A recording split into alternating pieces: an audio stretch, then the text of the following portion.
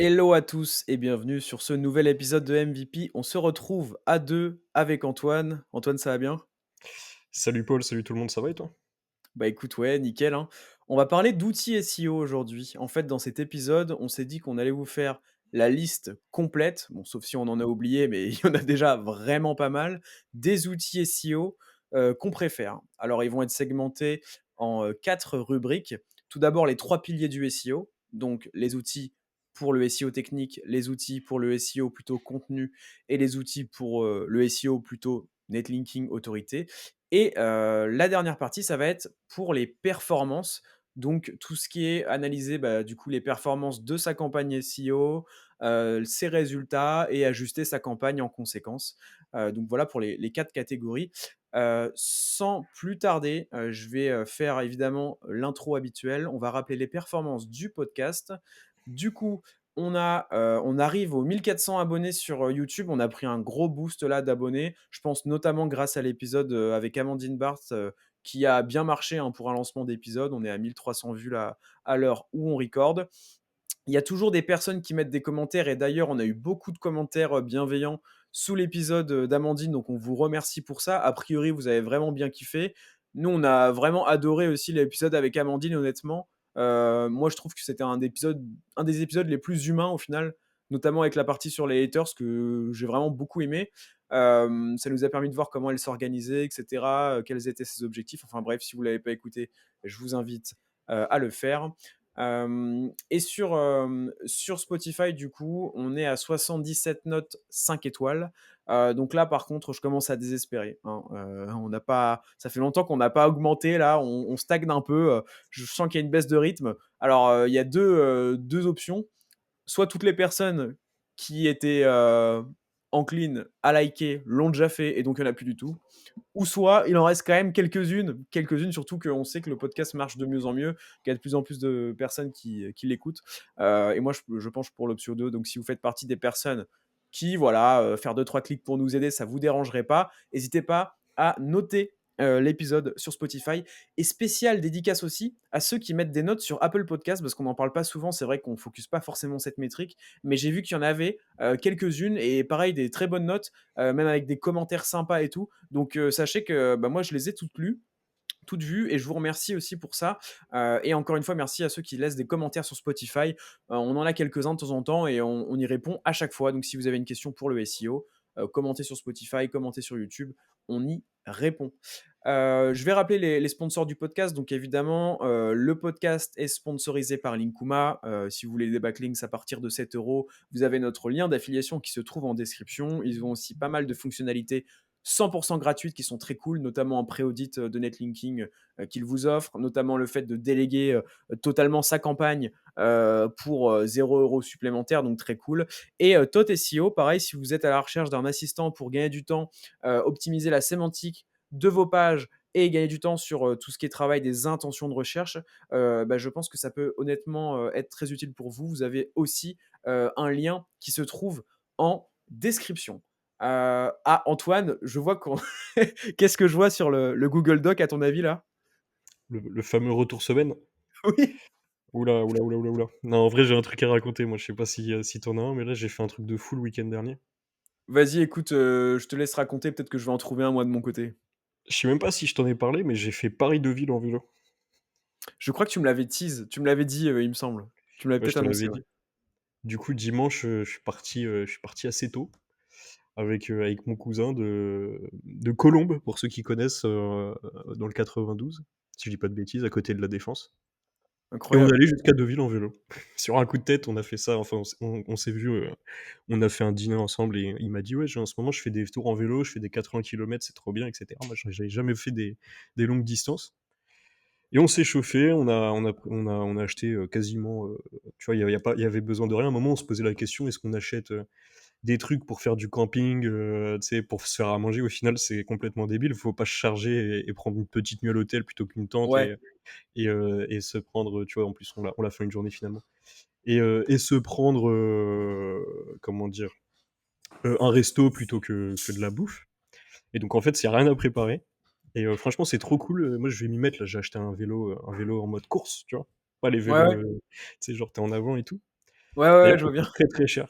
Chez Decath, on s'est amusé à regarder les prix, au moins tu en avais un à 300 €, genre vraiment l'entrée de gamme. Le milieu de gamme, c'est plutôt entre 700 et 1 000 €, tu vois? Mais vraiment le milieu de gamme et Ouais, puis ouais, ça peut ouais. monter jusqu'à 10 000 €. Ah Genre, tu as des putain, vélos qui coûtent 10 000 €, tu vois? c'est incroyable. Et ouais, non, franchement, c'est trop bien parce que tu peux te faire des trips. Là, je regardais autour de Lille, c'était en fait ce qu'on appelle des pistes vertes, où en fait, c'est des pistes où tu as même pas de voiture. Tu sais, c'est pas des pistes cyclables où, Ouais, même tu as des très belles pistes cyclables c'est complètement séparé des routes avec des terre-pleins centrales et tout. Les pistes ouais, vertes, non, c'est vraiment, tu es dans la nature et souvent, tu en as qui font entre 30 et 60 kilomètres, dans toutes les villes, tu vois? OK. Et du coup, c'est vraiment un vrai kiff quand il fait beau ou quand tu as un peu de soleil, même s'il fait pas très chaud, d'aller se balader, tu vois? Ça te fait limite des randos, en fait, tu vois? C'est un peu un côté, tu bien, tu vois du beau paysage et franchement, c'est trop cool. Première et je pense que je le referai, ouais. OK. Trop stylé. Tu as mis combien de temps, tu m'as dit? Bah, on est arrivé vers 19 h, donc j'ai mis un peu plus de 10 heures, tu vois? Parce que je suis OK. on a pédalé très tranquillement, mais en vrai, je crois que ça peut se faire en 8 heures, si mes souvenirs sont bons. C'est Mmh mh. 250 kilomètres. Mais d'un point de vue récup, ça t'a pas explosé? Je sais pas, si tu fais pas de vélo de base, ça a dû être traumatisant, non? Si, si, ouais, bah, je suis pas allé travailler lundi, mardi, aussi. Donc j'ai fait, 2 jours de TT d'affilée, tu vois? Ouais, ouais. Salut, bonne soirée. Et ouais, ouais, ça explose bien, quoi. Bah, tu m'étonnes. Ah ouais. Non, bah, bien joué à toi, hein, franchement, c'est incroyable, hein. C'est incroyable, c'est incroyable. Moi, je réfléchis là, mais en vrai, je crois que j'ai pas de trucs, vraiment notoires. Ah si, j'ai fait une vidéo sur YouTube qui a pas marché. Ça faisait longtemps. Franchement, ça faisait longtemps parce que là, j'étais sur des perfs, assez, cool, assez, linéaires et en fait, je me suis fait piéger à mon propre format de vidéo. Ceux qui suivent la chaîne savent que vraiment, il y a des formats que je décline à l'infini, pour, apporter de la valeur à chaque fois, à savoir les analyses SEO. Je peux les décliner à l'infini, je peux analyser tous les sites du monde. Il y aura toujours des trucs à dire et toujours des trucs, des fois uniques que j'ai jamais dit, et cetera, donc intéressant. Et un autre truc, c'était les React et notamment sur LinkedIn et j'avais fait un premier React sur LinkedIn qui avait bien marché, mais parce que je pense que c'était le premier. Enfin bien marché, 1 500 vues, on va dire que c'est correct. Ensuite, j'en avais refait un qui avait fait seulement, 800-900 vues, ce qui est pas incroyable pour ma chaîne, tu vois? Et là, le dernier, je pense qu'il va s'arrêter à 600 vues et en fait, pourquoi? Parce que, ces formats-là un peu sur le vif, non préparés, bah, c'est vrai que du coup, des fois, tu es dépendant de ce que tu vas trouver et bon, déjà, je pense qu'il y a des gens qui, quand ils voient ça, ils attendent du clash. D'ailleurs, je joue un peu là-dessus, hein, sur, la miniature, sur, le titre et cetera, évidemment. Mais donc déjà, il y a pas de clash et en plus, là, le dernier, honnêtement, c'est vrai que, tu vois, les posts que j'ai, sur lesquels, j'ai react, c'était pas, bon, j'étais, globalement d'accord sur tout et il y avait pas de choses incroyables à dire. Et c'est vrai que bon, bah, une fois que j'avais record, je m'étais dit: «Bon écoute, c'est pas grave, je pose quand même», il y avait quand même, parce que moi j'avais quand même ajouté des précisions assez sympas sur certains trucs. Je me suis dit: «Go», mais c'est vrai que là, bah, en fait, c'est les chiffres parlent d'eux-mêmes, clairement, voilà. Mais bon, franchement, de toute façon, je suis assez détaché de ça m'affecte pas vraiment. C'est juste que je me dis: «Tiens, c'est marrant», tu vois? Je remarque un changement significatif. Donc après le but c'est, bah, d'adapter quoi, se dire: «OK, pourquoi ça a pas marché?» et cetera. Je pensais avoir mes pistes et peut-être faire un peu moins de react ou alors faire des reacts mais préparer les posts à l'avance pour être sûr d'avoir des trucs cool à dire. Donc voilà, je dirais que c'est ça le la dernière news, mais en vrai, c'est même pas un truc de fou, quoi. Et tu Donc penses que vas-y. si t'étais dans du clash, ça fonctionnerait mieux, du coup? Oh mais c'est sûr, en vrai, c'est sûr. Après ouais, c'est un peu ouais, c'est pas ouf, quoi, Non, d'incendier ça des sert gens à que tu rien. connais pas, Non, non, non, ça sert à rien. Surtout que tu peux apporter plus de valeur au lieu de faire du clash, et d'être dans les sentiments, en prenant du recul et en analysant un post tel qu'il est. Il y a jamais un post qui est éclaté au sol, quoi. Enfin, sauf, un truc qui dit, une contre-vérité. Mais sinon, même dans ce cas-là, tu peux toujours apporter ta touche et dire: «OK, d'accord, je comprends ce qu'il veut dire, mais moi, je pense comme ça pour telle ou telle raison». Pas obligé de clasher. Donc non, mais du coup là, par exemple, j'ai fait une top, analyse SEO là. J'ai une vidéo, c'était, en gros analyser les stratégies, les pratiques netlinking des meilleurs sites, SEO en France. Donc par exemple, j'ai pris le premier sur le mot-clé assurance, le premier sur le mot-clé crédit, un site très bien positionné dans la santé, tu vois? Et j'ai analysé, globalement comment est-ce qu'il se débrouillait, qu'est-ce qu'il faisait et tout et donc là, la vidéo, elle va être publiée, du coup, si vous écoutez le podcast, elle a été publiée samedi dernier et franchement, je suis très content de celle-ci. Donc ouais, voilà. Ouais, tu Quotidien fait de une vidéo créateur qui a de fait contenu. qui a fait 12 000 vues quand même, sur Ouais, ta ma chaîne? vidéo sur les intentions de recherche, ouais, c'est la plus vue. Ah, c'est quand même, ouais, c'est énorme. Ouais, ouais, c'est pas mal, hein, surtout pour le format et tout, mais en même temps, en fait, de base, ça, tu sais, c'est la conférence que j'avais faite, pour Romain Pirotte où je décris tout mon process, de comment je traite les intentions de recherche, avec les indices de la SERP, les contenus des concurrents, tout ça et elle avait bien marché et sauf que dans la conférence, si tu veux, je passe beaucoup de temps à donner du contexte, c'est quoi l'intention de recherche, et du contexte qui est hyper intéressant, moi, je trouve, hein, honnêtement.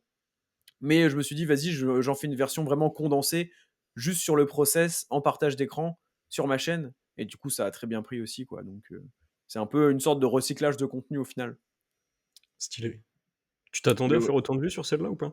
Ou c'était en mode, c'est Non, non, non, je me doutais bien que ça allait être une des vidéos les plus vues de la chaîne. Maintenant, monter jusqu'à 12 000, non, surtout que ça fait que de monter, en fait, c'est ça le truc, parce qu'elle est sortie quand même il y a longtemps, hein. Ça se trouve, ça va faire 1 an? Non, peut-être un peu moins quand même. 7 mois. Je 7 suis mois? sur Ouais, c'est ça. Mais ça fait longtemps et il y a 1 mois, je crois que j'avais regardé, je venais d'atteindre les 10 000, tu vois? Parce que je m'en souviens et donc tu vois, ça fait que de grimper, en fait. Je pense que les gens se l'envoient et tout en mode, donc franchement, c'est je suis bien. trop content, en fait. C'est trop cool. Mais non, je pensais pas. Tu vois, je savais que ça allait être une de mes meilleures vidéos, donc je sais pas, à ce moment-là, je devais me dire: «Vas-y, ça peut monter potentiellement à entre 3 et 5 000, tu vois, peut-être?» C'est ouf quand tu marques SEO, c'est Shubham Sharma qui est 1er et qui Ouais, a tout le fait, temps. il a fait 233 000 vues. C'est c'est énorme, quoi, pour, la thématique SEO. Il y a Ouais, Arthur aussi qui a réussi à se positionner avec 21 000 vues quand même. ouais. Ah, toi, tu pourrais la chercher cette requête, je pense. Après, faudrait peut-être que tu passes par un monteur. Tu sais, je te filerai Ouais, non, le non, c'est contact. ça. Il me faudrait clairement une vraie «vidéo» entre guillemets, quoi.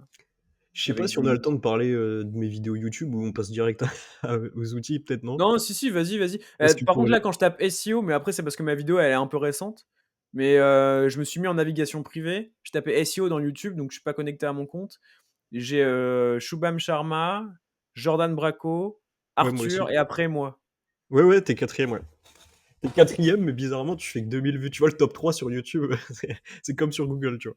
Ouais, après combien de personnes tapent SEO dans YouTube, je pense pas que ce Bah, soit énorme, énorme.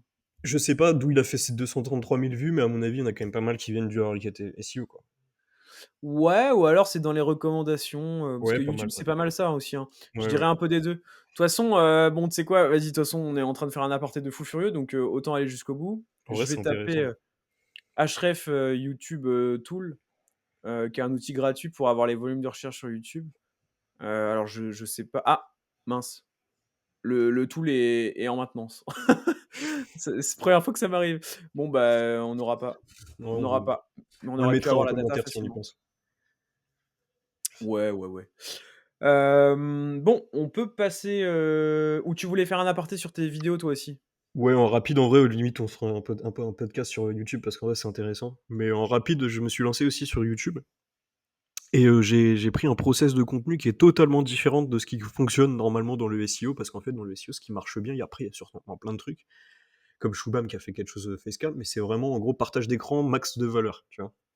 Genre, typiquement, Paul, c'est une recette qui marche, et moi, je fais complètement autre chose. Genre, je fais, heu, enfin, en gros, je me filme, je mets un bon monteur dessus et je fais un résumé de notre épisode, avec, Paul de la semaine dernière. Donc normalement, il y a des choses intéressantes, on a un bon petit script, mais Ouais, ça reste quand même très on dégrossit un sujet. Il y a pas vraiment de valeur, tu vois? C'est plus en gros, tu vois, de la veille et cetera et du coup, je sais pas si ça va marcher honnêtement, c'est un test que je fais jusqu'à octobre. J'achète des vues pour faire connaître parce que vu que je mets du budget, j'ai un monteur, l'assistante de communication, je mets du temps et cetera. Je veux qu'il y ait au moins 1 000 vues par vidéo. En naturel, je crois que je ferais à peu près 200-300 vues, tu vois, si j'achetais pas de vues.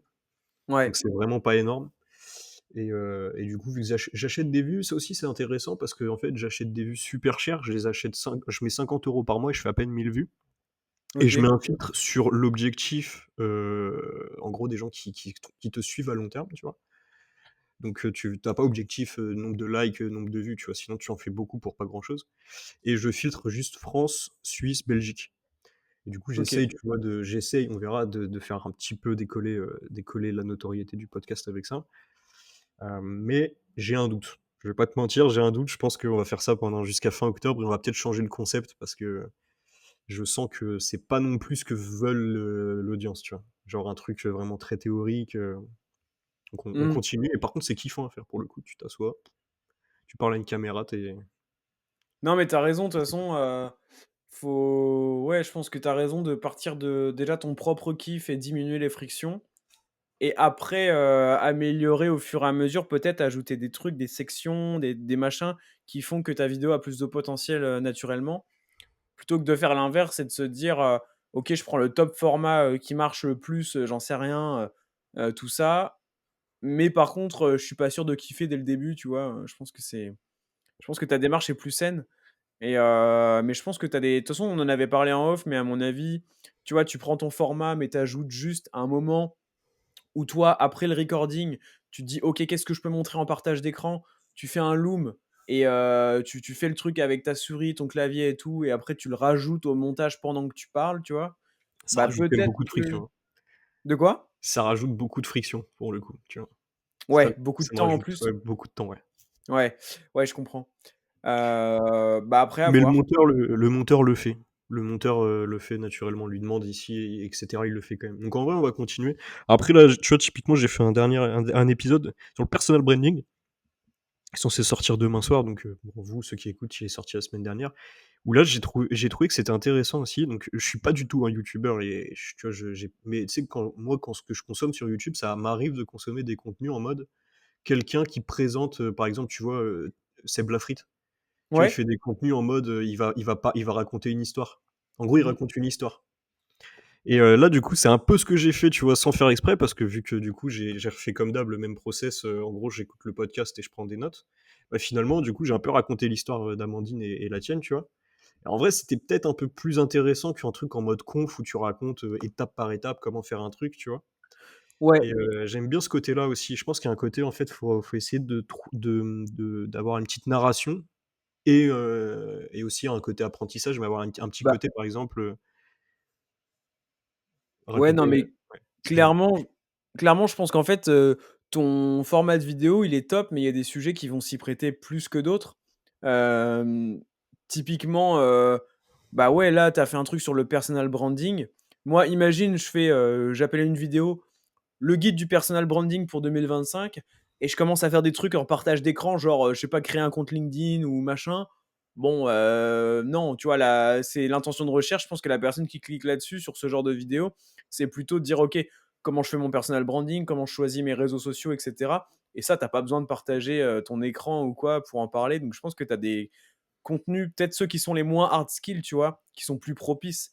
Même là, tu vois, bah, le podcast qu'on va tourner, enfin qu'on est en train de tourner depuis 18 minutes, qu'on n'a pas encore commencé, mais bon, pas grave, c'est MVP et bah, je pense que lui, à mon avis, il passera très bien avec ton format de vidéo parce que tu vas juste faire un listing des outils. Ton monteur, il va ajouter des captures vite fait d'écran, mais tu vois, c'est pas un guide de Screaming Frog de A à Z où tu es censé tout montrer, toutes les rubriques, tout ça. Donc je pense Ouais, OK. que en fonction des sujets, tu en as qui vont plus ou moins coller. Par exemple, celui que tu as fait, gagner 10 000 € par mois grâce au SEO, c'est celui qui a le plus de vues, mais parce que peut-être c'est là où tu as acheté le plus de vues aussi. Ouais, Non? j'ai acheté des vues, j'ai pas filtré et du coup, j'ai même prix, mais j'ai mis, je tu sais, naturellement, ça m'avait mis, je crois, Maroc, Algérie, tu vois, en gros, des pays, du Maghreb et OK, du coup, les vues sont beaucoup moins chères et du coup, OK. j'ai eu 3 000 vues pour 50 balles, mais moins quali, quoi. Mais en tout cas, sinon, le sujet de la vidéo, pour moi, il colle parfaitement, il colle bien à ton format, tu vois? X manière de gagner 10 000 € par mois grâce au SEO. Bon, bah, voilà, t'en parles facecam. D'ailleurs, c'est une vidéo que j'avais faite aussi, moi, sur ma chaîne à un moment. Comment devenir riche grâce au SEO. Bah, en fait, pour moi, c'est le genre de truc qui colle très bien. Mais après, je sais pas, faudrait analyser, mais par exemple, ouais, je sais pas, le guide, tu vois, par exemple, les secrets du marketing sur Pinterest, bon ça encore ça peut aller, mais si la vidéo c'était, comment mener une campagne Pinterest Ads efficace, bah, là, tu t'attends quand même à du partage d'écran, à quelqu'un qui te montre comment tu setup le truc et tout, tu Moi, je vois? dis: «Paul, il faut absolument qu'on fasse un épisode sur YouTube, en vrai. Il faut Ouais, qu'on si arrête tu d'en veux. parler parce que là, c'est 20 Ouais, ouais, minutes». c'est vrai, c'est Mais en vrai. vrai, moi, je suis chaud là, pas Mais le prochain, mais celui d'après, puisque le prochain, c'est avec Romain Pirotte. Mais celui d'après, je crois qu'on sera tous les 2. Moi, je suis trop chaud de parler de YouTube, même de réfléchir, tu vois, de brainstormer, pas tout préparer. ouais, ouais, clairement. Après, par contre, je te le dis clairement, pour moi, je suis enfin, on avait déjà parlé de YouTube SEO un peu avec Arthur, mais pour moi, je suis pas du tout, enfin, dans mathématiques, ça marche bien, machin, truc, mais bon, je suis pas une référence, quoi. Mais après, je pourrais quand même peut-être apporter mon avis. Ouais, et puis on est des consommateurs de YouTube, je pense. Toi, tu l'es, moi, je le suis Ouais, ouais, aussi. non, mais On clairement. sait ce qu'il faut faire, simplement, ça peut être cool de se prendre 1 heure pour, brainstorm et de se dire, pourquoi on les fait pas, combien ça coûte de faire ça par rapport à ça. Non, en vrai, je serais trop chaud, moi. Ouais, ouais, c'est vrai. En mode création, guide de création de contenu sur YouTube, on se pose des questions, on prépare ça. Écoute, pourquoi pas? On va commencer, du coup, les outils SEO. Donc on va commencer par la technique.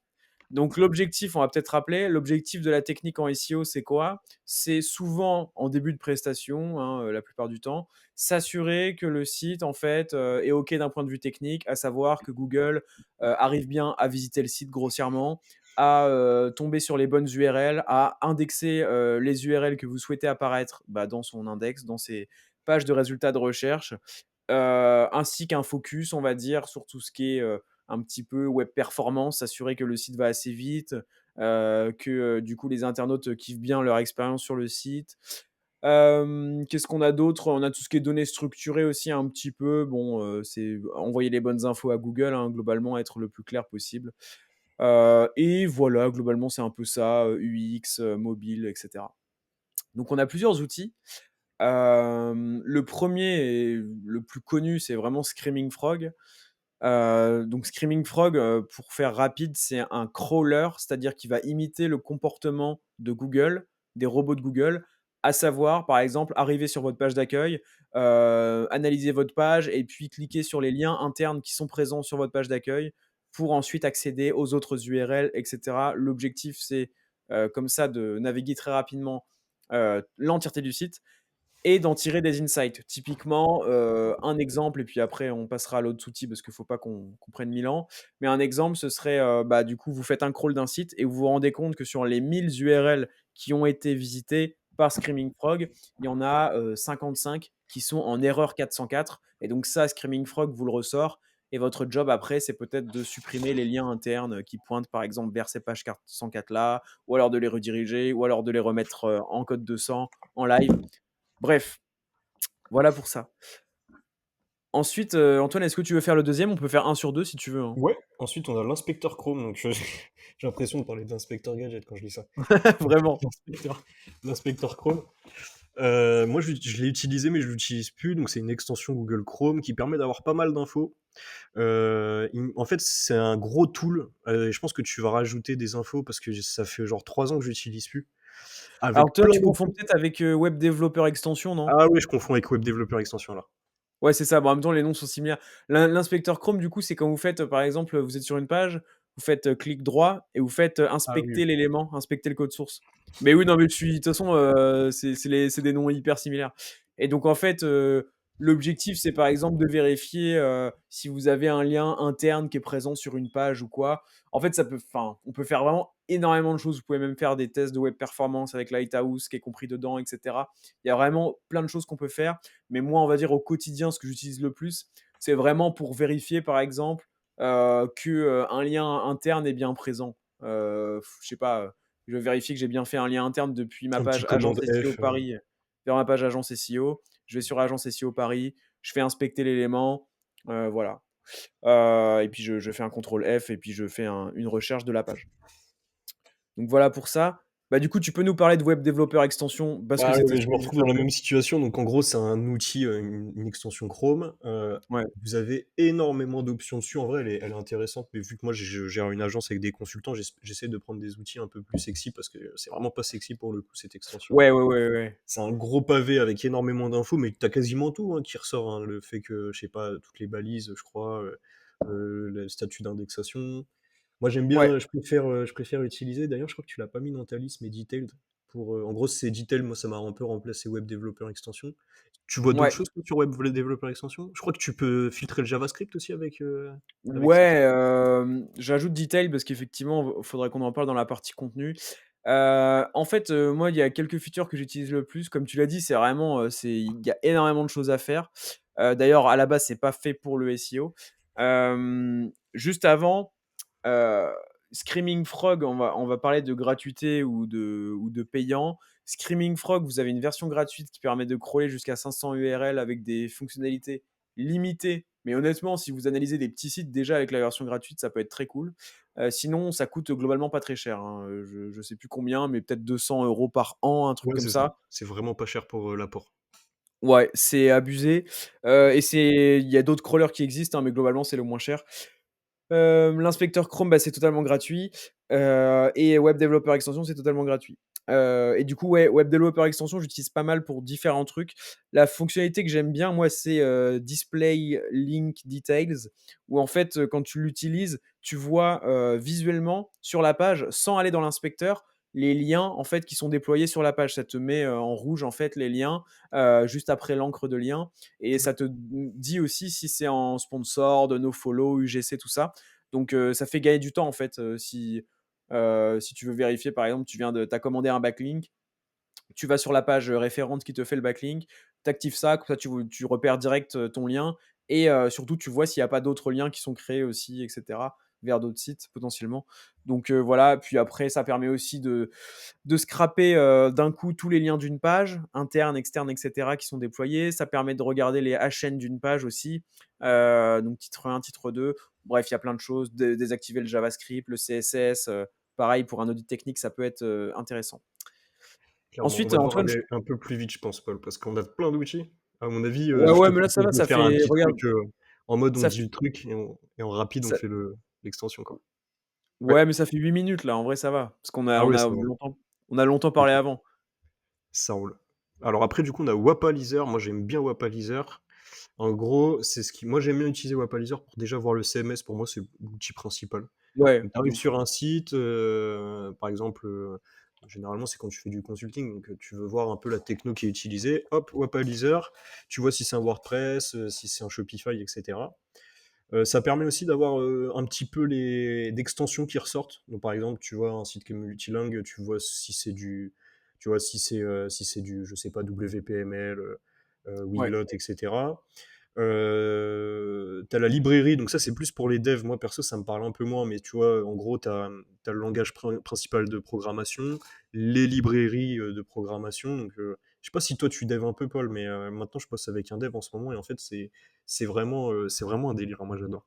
En vrai, le dev, c'est super intéressant. En fait, si tu veux, tu as un langage principal et dans ce langage principal, tu vas avoir des librairies. ouais, C'est comme un petit peu en fait, un dev, c'est un peu quelqu'un qui fait du puzzle. Il dev pas tout à la main, en fait, il prend des briques et oui. il les met ensemble, tu vois? Bref, en gros, c'est un outil un peu plus marketing que SEO, vision globale, des plugins, de l'hébergeur, Ouais, c'est genre la du fiche CMS. d'identité, fiche d'identité technique du site, en fait, que vous voyez en 2 secondes. C'est pareil, c'est gratuit, donc Très c'est stylé, top, moi quoi. je l'aime beaucoup cet outil. Ouais, de ouf. Ensuite, on a Redirect Pass. Ça, c'est tout simple. Vous êtes en train de visiter un site, vous cliquez sur un lien interne, et bah, vous accédez à une page, vous êtes peut-être pas rendu compte, mais en fait, vous avez peut-être subi une redirection. Justement, Redirect Pass, ça vous permet d'afficher cette redirection-là.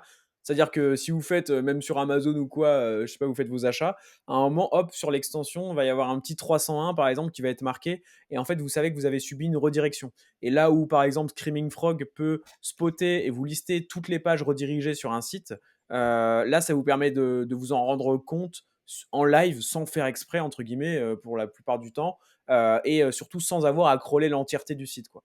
Donc très très cool d'avoir ça en fait toujours. Ça vous fait un petit voyant qui s'allume globalement quand il y a quelque chose à dire. Est-ce que tu l'utilises toi, View Rendered Source? Alors après, il y a Simple Scrapper juste au-dessus, je crois. Ah oui, c'est vrai. Simple Scrapper, ouais, moi je me suis fait, piéger par Paul parce qu'en fait, c'est les outils de Paul et on a tous un peu des outils différents, mais je me souviens, je t'avais demandé il y a pareil 3 ans: «Tu as pas Ouais, un outil, pour scraper la SERP?» et cetera. Je sais plus ce que je voulais faire et il me semble que c'est ça, hein, c'est un outil de scrapping de SERP, si mes ouais. souvenirs sont bons. Bah en fait de scrapping de ce que tu veux. En fait, quand tu es sur une page, Donc déjà le scrapping, peut-être on peut définir ce que c'est. Le scrapping, c'est le fait de récupérer des données sur une page et justement, quand tu es sur une page, tu actives l'extension et en fait, tu sélectionnes un élément, par exemple et ça va automatiquement te sélectionner tous les autres éléments, similaires. Parce qu'il va repérer, par exemple, la classe CSS de l'élément que tu sélectionnes. Donc typiquement, un exemple concret, vous êtes sur Amazon, vous tapez, tapis de marche, vous avez du coup un listing de tous les tapis de marche vous ouvrez Simple Scrapper, vous cliquez sur le nom du premier tapis de marche qui est proposé, bah, du coup, ça va vous surligner pardon, tous les noms des tapis de marche qui sont proposés. Et après, vous pouvez comme ça rapidement tout exporter en fait et avoir sur un Excel tous les noms des tapis de marche en page 1 d'Amazon, voire même page 2, page 3, etc.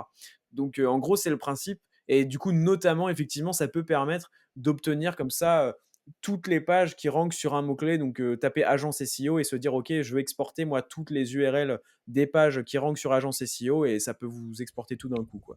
Donc très utile aussi pour gagner du temps. Hem, Ensuite, bah, ouais, view rendered source, je sais pas si tu l'utilises toi, Antoine?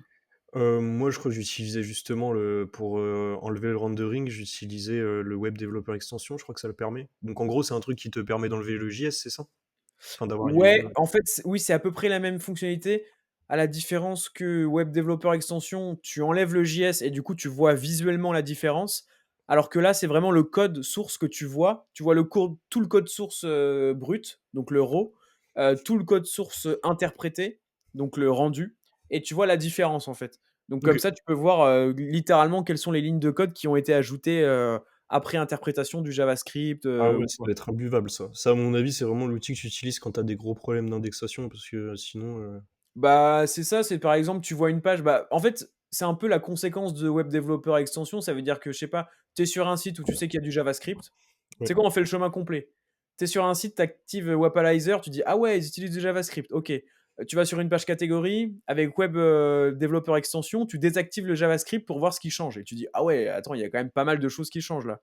Et après, tu peux aller justement sur View Rendered Source pour te dire: «OK, j'ai envie de savoir exactement c'est quoi les lignes de code qui sont générées par le JavaScript». Et par exemple, si tu vois que tu as du paragraphe, que tu as des liens internes qui sont importants, bah, tu te dis: «Mince, faudrait pas que ce soit généré en JavaScript parce que Google va peut-être pas avoir le temps d'interpréter et de voir tout ça». Donc en gros, c'est la vision code, quoi. Bah, PageSpeed Insight, ça j'imagine que tu utilises à fond, non? Ouais, PageSpeed Insight à fond, bien sûr. Donc ça, c'est pas une extension pour une fois, on sort des extensions, c'est une URL en dur de Google. On envoie, l'URL et ça te sort, déjà les webperf mobile desktop, vision globale 90 et cetera. Mais en réalité, si tu veux vraiment bosser sur PageSpeed Insight, c'est plutôt pour les web core vitals. Donc en gros, le fait que, la page saute, par exemple, c'est pas seulement le temps de chargement, en fait. Et moi, j'aime bien Ouais, utiliser, cet outil plutôt que d'autres outils de temps de chargement. Il y en a plein, parce qu'en fait, c'est l'outil de Google, quoi. C'est un peu comme la Google Search Console, c'est un peu le kit, ouais. donc c'est cool, moi, je trouve, d'avoir quand même les données de Google, alors qu'un GTmetrix, c'est très, très bien, mais c'est pas Google. Et pareil, il y en a d'autres, donc très cool pour les web perfs. Et si, il y en a qui sont déjà attaqués à non pas, seulement le temps de chargement, mais un peu plus la partie web core vitals, c'est qu'ils sont quand même bien solides parce que c'est une des parties les plus galères, en fait, à optimiser, quoi. Ouais. Et surtout, l'outil donne des pistes d'optimisation en direct. C'est-à-dire qu'il vous dit: «Voilà, ton problème, c'est ça, ton score sur mobile, c'est ça et voici les axes d'amélioration. En gros, pourquoi tu as un mauvais score et comment l'améliorer». Et franchement, ça va assez loin, je trouve. Bon, ça remplace pas un consultant, hein, clairement pas, mais ça donne quand même pas mal de pistes, gratuitement. Parce que oui, c'est encore gratuit. Là, de toute façon, dans tous les outils qu'on a cités, il y a que Screaming Frog qui est payant. C'est pas cher en plus. Ouais, pas cher. GSC après la Google Search Console dans la ligne des outils, Google. Là, en fait, on en reparlera pour, évidemment bah, déjà le netlinking un petit peu et puis surtout le suivi des performances. Mais d'un point de vue technique, on a 2 choses qui nous intéressent. On a l'onglet pages ou en tout cas, le rapport d'indexation, où en fait vous avez la vision de Google de, quelles sont les pages qui sont indexées, quelles sont les pages qui sont pas indexées, des pistes sur pourquoi elles ne sont pas indexées et cetera. Donc ça, littéralement, il y a aucun autre outil qui a cette data-là de la vision de Google, en fait. Donc super intéressant. Et puis les parties évidemment, un peu UX. Donc, tu as parlé des Core Web Vitals et la partie mobile friendly aussi qui est hyper intéressante dans la GSC. En gros, il y a comme ça quelques rubriques techniques qui sont très cool. Moi, typiquement, à chaque fois que je fais un audit technique, je vais les visiter, au moins rapidement pour voir, ce qu'il en est. Attention, ceci dit, parfois c'est pas exact, c'est-à-dire que, vous pouvez avoir dans un rapport, je sais pas, une liste de 10 URL qui sont censées ne pas être indexées et vous en testez une, vous faites un site de points et vous vous rendez compte qu'en fait elle est indexée. Donc, des fois, soit c'est pas précis ou soit c'est pas 100 à jour. Ça a été mis à jour peut-être il y a 3 4 jours et tout, donc bref, bien vérifier ça, mais sinon, archi, archi pertinent. Je sais pas si tu as des choses à ajouter sur la GSC, Antoine, là-dessus? Non, bah, juste pour le plan global, technique, là, on vous a cité, pas mal d'outils, donc je peux les résumer. Donc Screaming Frog, Inspecteur, Chrome, donc clic droit inspecter, Ouais, Web Developer Extension, WAP-Analyzer Redirect, PAF, Simply Scrapper, Rendering Source, PageSpeed Insight et la Google Search Console. ouais, Donc ça fait pas mal d'outils. Après, il y a c'est quand ça. même, moi je trouve, en tout cas, si on peut conclure sur cette partie, un outil, un peu plus, on va dire, 360 que les autres, c'est quand même Screaming Frog. On Ouais, peut faire des audits techniques grâce à Screaming Frog et les autres, c'est plus un petit peu en mode, on va faire une petite analyse de page, donc on a vu, c'est plutôt des extensions. Un ouais, peu plus micro, mais un bon Screaming Frog, si vous avez un bon process Screaming Frog, vous pouvez quasiment tout faire, avoir les indexables, non indexés. Et ouais, c'est vraiment un très gros scrapper, donc si vous voulez avoir toutes vos pages, toutes vos balises, vous le faites en 2 clics. Toutes les images, vous les faites en 2 clics. C'est un gros, gros scrapper, en fait. Et c'est un outil, c'est un peu comme SEMrush ou même plus, je pense qu'il demande beaucoup de temps de formation. Et moi, je sais que j'utilise pas encore tout, j'ai pas tout utilisé sur Screaming Frog. Il y a encore plein de trucs ouais, qu'il non, faut c'est explorer. galère de se former dessus. Et puis l'UX est imbuvable aussi, enfin moi maintenant je suis habitué, mais c'est vrai que c'est très brut et d'ailleurs j'en profite pour ajouter que, Screaming Frog en fait tu peux plugger les API de Google Search Console, de Google Analytics et de PageSpeed Insight. Donc Ouais, en fait, on peut vraiment avoir des données, très, très cool. clairement. Avant de passer à la partie contenu, je fais un petit rappel sur les sponsors du podcast. Donc vous avez, 2 liens, en description. Un lien, vers, Linkuma, donc pour avoir des backlinks pour pas trop cher, hein, vraiment, c'est la plateforme, de netlinking qu'on recommande pour ça. Et un lien vers ToTSEO, optimisation sémantique et aide aux intentions de recherche. Du coup, sur la partie contenu, on va tout de suite commencer avec ton chouchou, Antoine, SEMrush. Est-ce que tu veux nous parler de SEMrush? Ouais, alors déjà, est-ce que tu sais pourquoi c'est mon chouchou, SEMrush ou pas? Je dirais que parce que c'est C'est il y a un une ré il y a outil qui me fait que je suis complètement, indépendant, tu vois? Enfin, comment on dit? Dépendant, au contraire. J'en OK. suis complètement dépendant à cause d'une section. Je sais qu'à un moment, tu faisais des audits un peu automatiques avec pour les propals et tout? C'est ça, c'est l'outil rapport, en fait. Et OK. SEMrush, il a un outil, ça s'appelle rapport, qui permet, comprenez bien, si vous connaissez un peu, par exemple, Data Studio, vous allez comprendre, en fait, c'est des widgets, que tu peux modéliser. Donc par exemple, si tu décides de faire un rapport que tu vas appeler audit de netlinking, tu vas avoir des widgets, par exemple, analyse de site concurrent 1, analyse de site concurrent 2, Ouais. extraction des backlinks et gna gna gna gna gna gna. D'ailleurs, pour le netlinking, il faut pas utiliser SEMrush, mais bon, j'ai pas pris le bon exemple. Et en fait, ça m'a permis, de processer, de modéliser, presque d'automatiser l'extraction d'une grande partie des données. Après, OK. ça remplace pas du tout l'analyse humaine, hein. D'ailleurs, c'est la grosse arnaque des SEO, c'est de faire, des livrables de 50 pages PDF, extraction, SEMrush, extraction Search, tu vois? Ce qui compte, c'est le derrière, c'est l'intelligence humaine, Ah bah, c'est le bon clairement. sens, quoi. C'est clairement du bon sens. Mais du coup, SEMrush, ça pour moi, c'est l'outil qui me rend complètement dépendant de SEMrush. Et après non, SEMrush, en dehors de cet outil qui est vraiment, moi, pour moi, en tant qu'agence, indispensable, c'est un outil de fou. C'est un peu comme Screaming Frog, j'ai même pas encore tout exploré, tu vois? Là, je sais que Ouais. je vais payer la partie social media pour, lancer les réseaux sociaux. En fait, sur SEMrush, tu peux faire travailler toute une équipe marketing. Tu peux avoir la partie qui fait, la media buying, tu vois? Donc, imagine dans une boîte avec, suffisamment de monde pour faire, avoir plusieurs personnes par pôle. Tu as la personne qui fait l'ads qui a son compte SEMrush, la personne qui fait le SEO qui a le compte SEMrush, tu as la personne qui fait les réseaux sociaux qui a son compte SEMrush. C'est un outil, énorme et d'ailleurs, petit fun fact, c'est un outil, russe. D'ailleurs, j'ai eu peur quand il y a eu la guerre en Ukraine qu'ils nous coupent SEMrush parce qu'ils nous auraient bien foutus dans la merde. Quand ça parlait de tu sais La de top crainte, d'Antoine, ouais, bah, je te jure, quand ça parlait tu sais, de trucs économiques et tout, je me suis dit: «Oh, ils vont empêcher les entreprises russes d'importer en France, ils vont nous couper SEMrush». Mais c'est un outil russe, donc un peu l'outil espion KGB. Tu peux vraiment avoir de la donnée de fou. Tu peux espionner tes concurrents, mais abuser ce que tu peux faire avec SEMrush en termes d'espion, en termes d'espionnage. C'est limite un outil, c'est vraiment tu peux tout avoir. Tu peux avoir, par exemple, je te donne un exemple. Bien sûr que tu peux avoir la liste des mots-clés de tes concurrents, ça c'est la base. Mais par exemple, tu peux avoir, les pubs, je te donne, mais si tu peux tout avoir, les pubs display de tes concurrents. Donc tu ouais. peux te demander: «OK, par exemple, mon concurrent 1, est-ce qu'il fait de la pub sur telle régie?» Oui, non, tu vois? Déjà, tu peux voir sur telle régie il fait de la pub et en plus de ça, tu peux extraire toutes les pubs. Donc en fait, tu Ouais, peux c'est nimp. vraiment En fait, tout ce qu'on fait en SEO, on peut le faire en SIA, en ads, enfin, ouais, c'est un outil de fou. En vrai, SEMrush, vraiment, chapeau les développeurs SEMrush. D'ailleurs, ça serait cool de recevoir, quelqu'un de SEMrush, à l'occasion parce qu'ils ont une bonne team en France. Mais même ouais. si, je sais que leur team elle est russe et les développeurs, c'est un truc de fou ce qu'ils ont fait. Je pense que c'est l'outil le plus compliqué, à coder, imaginable, tu vois? C'est beaucoup plus compliqué à coder SEMrush que n'importe quel SaaS, Ouais, c'est c'est possible. monstrueux, quoi.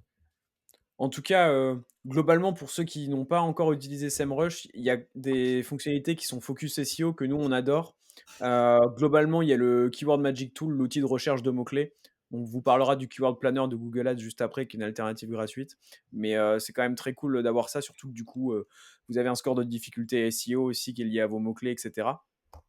Ensuite, ça permet surtout d'analyser les performances SEO des sites sur lesquels vous n'avez pas la main. Donc par exemple, bah, les concurrents tout simplement, les concurrents, vous avez un client, vous voulez analyser les top positions de vos concurrents, enfin de ses concurrents, bah, SEMrush fera le job.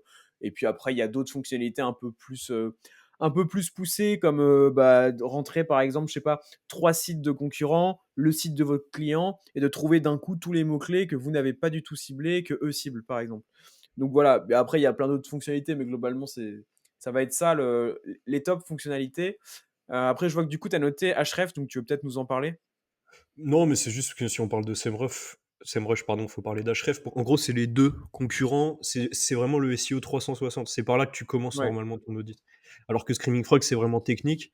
SEMrush, il est moins bien que Screaming Frog en technique, il est moins bien que Majestic, en netlinking, mais que ce soit SEMrush ou Ahref, c'est vraiment les gros outils, pour avoir une vue un peu globale et du coup, moi, j'utilise pas Ahref parce que j'utilise SEMrush, ça sert à rien d'utiliser les 2 en même temps, Oui, c'est oui, vraiment bah, débile.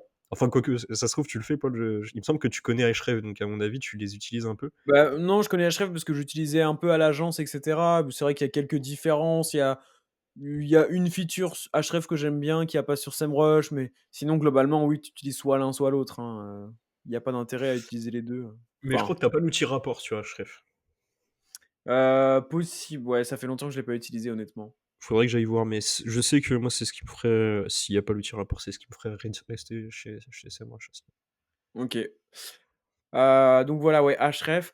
Après, bah, quitte à en citer, sans détailler, mais il y a aussi, Alloscan de Stéphane Madaleno. Il y a tout ce qui est un peu Rank Explorer, et cetera. Enfin, il y en a plusieurs des 360, mais SEMrush, Href, c'est vraiment les 2 mastodontes. Ensuite, on a le Keyword Planner de Google Ads, tout simplement pour trouver des mots-clés, du volume de recherche, des mots-clés recherchés à aller cibler en SEO. Bah, vous pouvez passer par SEMrush, par Href, ils ont leurs fonctionnalités. Vous pouvez aussi passer par le Keyword Planner de Google Ads, qui est totalement gratuit.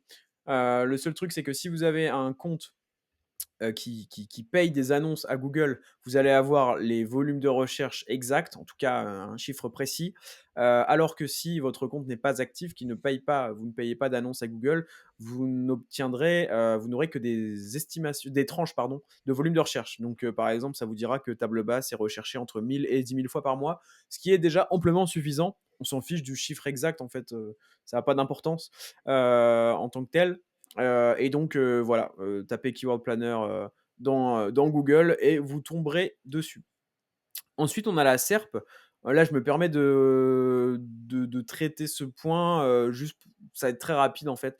La SERP, ça vous permet d'obtenir des indices sur ce que Google attend de vous quand vous souhaitez cibler un mot-clé et donc en tapant le mot-clé, donc la SERP, c'est la page de résultats de recherche Google en fait.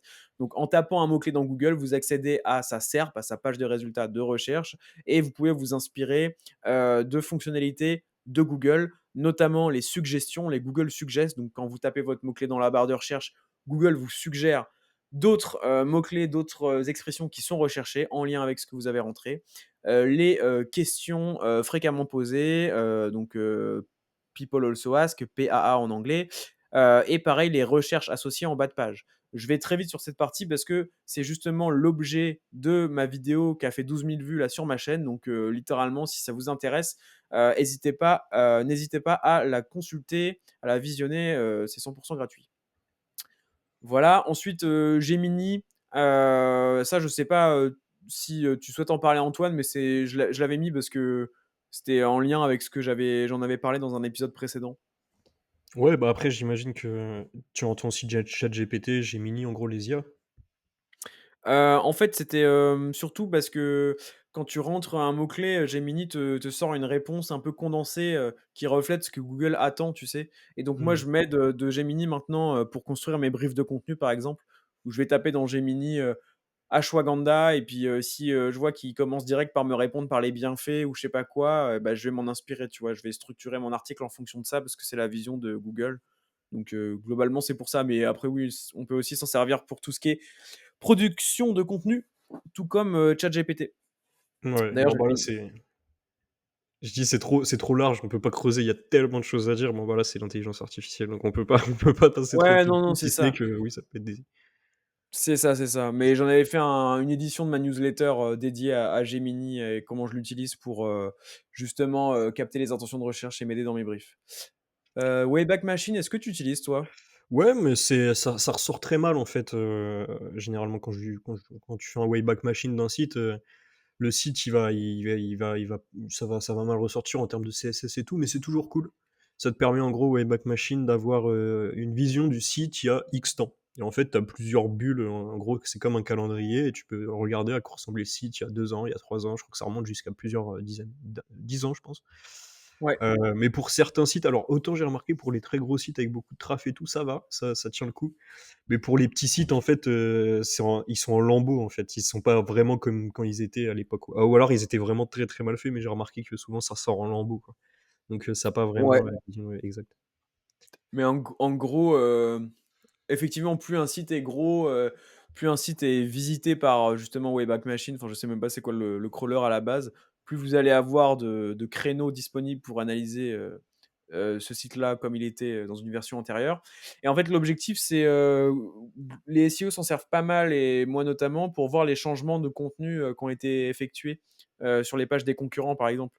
Donc, OK. typiquement, tu fais ton reporting, mensuel là et tu vois que ton client, à toi, il a perdu 4 positions, sur un mot-clé et qu'il y a un concurrent, il est passé de la 10e à la première position. Tu dis: «What? Qu'est-ce qui s'est passé?»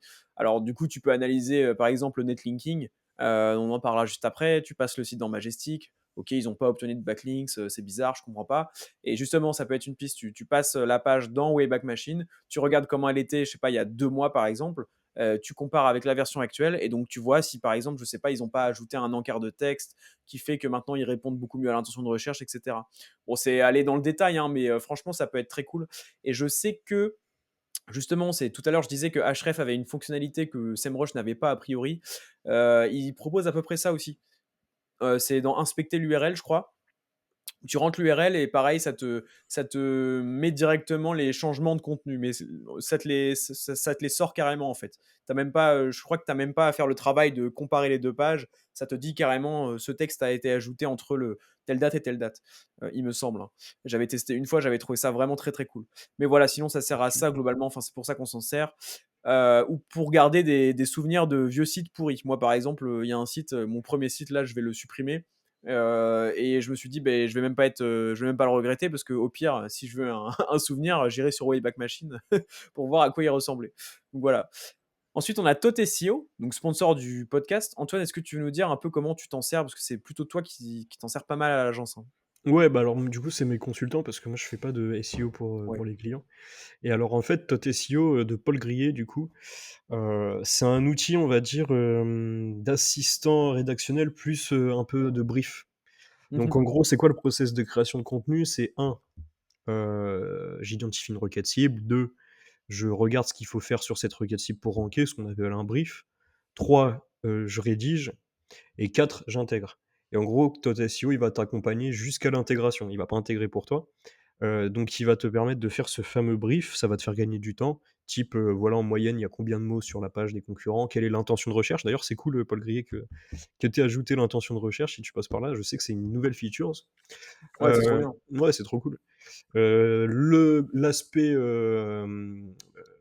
comment dire?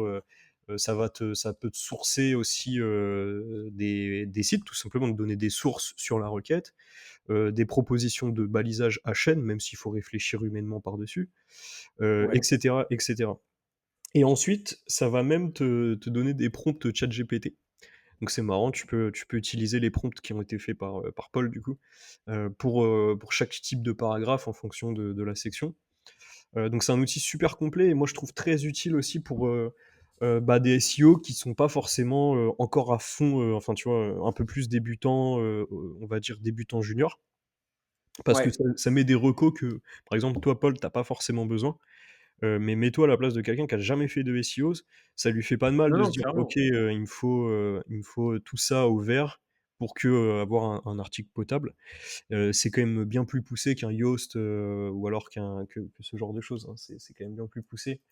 C'est un vrai franchement, c'est un très, très bon outil et il y en a d'autres, hein, sur ce marché donc bon, il y en a plein. Il y a du SEMJ qui est assez gros. On peut avoir du True aussi, donc ça se Ouais. dit Srou, voilà. Throw. Donc voilà, en fait, il y en a plein et d'ailleurs, c'est assez rigolo, on en reparlera après, d'un outil français de netlinking, mais j'aime beaucoup les outils français, SEO parce que c'est marrant, mais il y a quand même, en fait, les Français, je pense, sont plutôt des cracks en SEO et en réalité, les grosses agences utilisent des petits outils d'indépendants et je trouve ça trop marrant, tu vois? Que tu as un Paul Grier qui fait tourner des agences un petit peu, tu vois? Ouais, c'est stylé. On parlera de Lucio aussi avec Linksfinder, donc voilà, c'est des petits outils d'indépendants, mais qui sont super utiles, en fait, qui ont pas mal d'utilisateurs, hein. Je crois que Tot SEO, ils sont à combien par mois? C'est, sur leur premier abonnement, ça doit être du 30 entre Je 30 et 50 € et Ouais. Paul nous disait qu'ils faisaient à peu près 10 000 € de MRR. Donc si vous faites le calcul, ça fait quand même beaucoup de gens qui l'utilisent, quoi. Ouais. Je vais faire le calcul. J'ai passé un peu de temps, Ça fait 330. 330 330 euros. sachant qu'il y a des multi-comptes et tout, quoi. Ouais. Non, c'est très, très, très stylé. Gros big up à lui et je suis aussi très content, qu'il ait ajouté cette fonctionnalité intention de recherche. Parce que pour ceux qui me suivent sur les réseaux sociaux, c'est vrai que moi l'optimisation sémantique, c'est pas forcément un concept, avec lequel je suis, hyper fan à la base. En tout cas pour moi, je me dis pas, que ça fait partie des top, top prio, alors que l'intention de recherche, c'est essentiel pour ranker et comme tu l'as dit, de toute façon, déjà, c'est super utile pour des débutants, qui n'ont pas la notion de l'intention de recherche, qui n'ont pas l'expérience que peut-être on peut avoir et même pour quelqu'un comme moi, je suis persuadé que ça peut te faire quand même gagner du temps au final, quoi. Ça se trouve, tu passeras moins de temps à analyser la SERP Clairement. grâce à un outil comme ça ou alors Il y ça a te plein donnera des de pistes Il y supplémentaires. a plein de features que j'ai pas donné. Par exemple, ça te fait ton maillage interne. Je Ça, pense c'est qu'il a cool. fait, tu sais, il a fait une technique avec, c'est quoi, pour avoir le maillage interne depuis la SERP? C'est du site 2 points, c'est ça? Et tu mets, Ouais, site de points, le nom de domaine et puis le nom de le domaine sujet, quoi. plus un sujet.